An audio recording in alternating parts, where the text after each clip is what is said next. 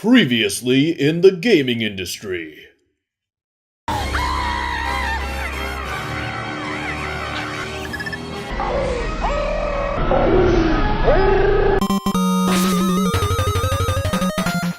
Welcome to gameFINITY, I'm Scott Lee. Today we arrive at the end of E3.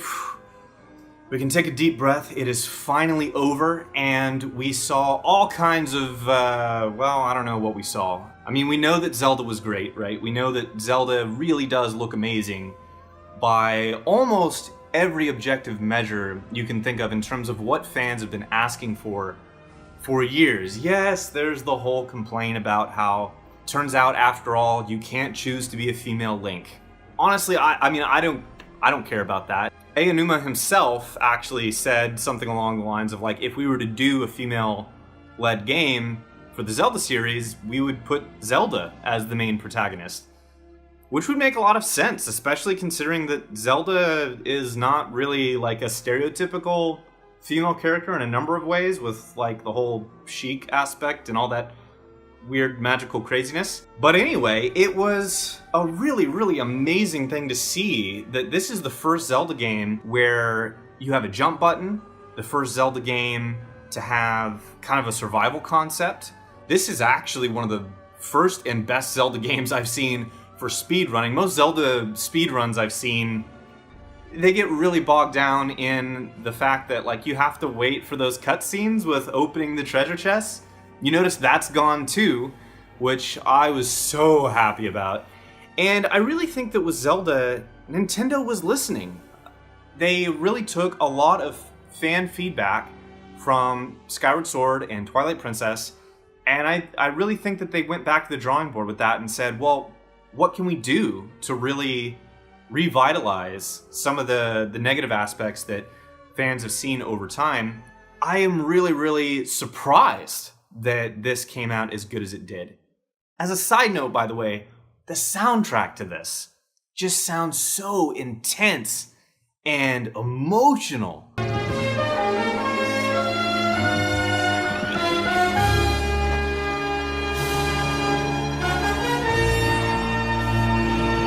I was like, wow, like I didn't like get teary-eyed or anything during the gameplay trailer, but I did get like this like really like wow feeling, this like deep like whoa.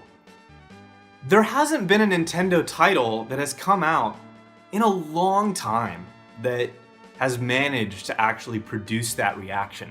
I remember I experienced that a lot with many of the things that came out for the Nintendo 64, and then GameCube had a lot of good games, but I kind of feel like a lot of GameCube games were just more polished, graphically superior versions of their N64 counterparts, like with Rogue Squadron and things like that.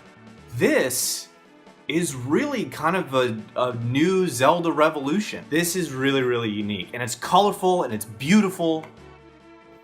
I mean, wow. Now, I want to talk about something else though, which is Paper Mario Color Splash.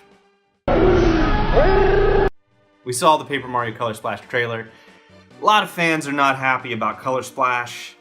I don't blame them, from what I understand. I mean, I'm not a Paper Mario fan, but the idea that we're not going to be happy with this oversimplified combat system and that Nintendo hasn't listened in that particular case, that just sucks. And there's some other things that we can talk about. We can talk about Pokemon. Instead of talking about those games, I want to take a second to just talk about the whole direction of Nintendo. Nintendo is in such an interesting place right now. And by interesting, I mean it just unbelievably dangerous.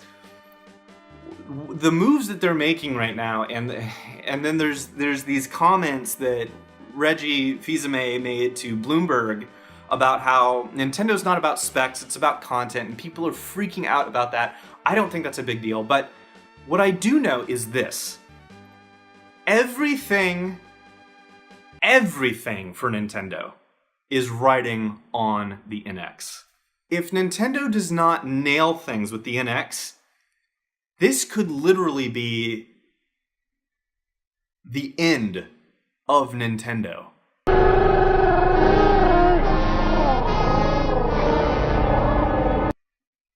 let me substantiate that claim first. This company has been around since the late 1800s, and Nintendo has been very, very successful thus far with everything that they've done. But their sales, with the exception of the Wii, have been on this linear drop for a long time. I think before recently, I was really a little more confident in their ability to innovate and to pull themselves out of a sticky situation. Now, I'm not entirely sure.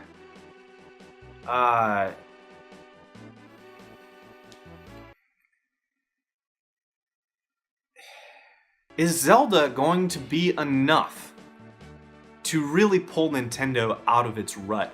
And if not, which I don't think it is, right? Like, Zelda alone will not save Nintendo. Zelda alone is not going to automatically ensure that the NX is a success as they launch Zelda on the NX and the Wii U. I don't know, man. I don't know. Nintendo is in a very, very risky place right now, and as happy as I am about Zelda, as excited as I am to play it, I know it's going to be really, really great. The largest Nintendo game ever made. I mean, I think this particular presentation at E3, this was Nintendo coming out swinging, and Zelda was the most talked about game on social media. That's important. All that being said, it's like, this is a short-lived flame. And the fact remains that 2016 is still dramatically empty from first-party titles and AAA third-party titles. We got a lot of indie games coming out. Some of these indie games are fantastic, but many people just don't play indie games, unfortunately. What do you think? Do you think that Nintendo is doomed? Do you think they're gonna pull out something crazy and produce another Wii-level console that sells over 100 million units?